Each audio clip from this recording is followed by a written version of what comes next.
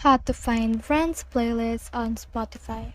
Hi guys, so in this video I will teach you how to find friends playlist on Spotify. So if you want to learn how it's done, just watch this video until the very end. Just pretty quick and simple, so let's go. So in order to do that, we just need to click on this gear icon right here. And from in there you can see your settings. So click on this view profile right here. And from in there you can see the playlist that you have and also your followers and following. So click on that right there on your followers and following. I have clicked on my following right here and you just need to click on someone's profile in order to see their playlist.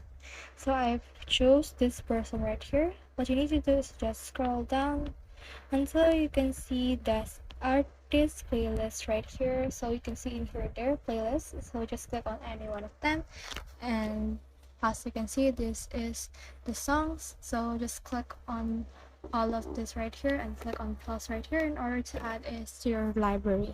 So that's the whole process. I hope this video helped you to find friends playlist on Spotify.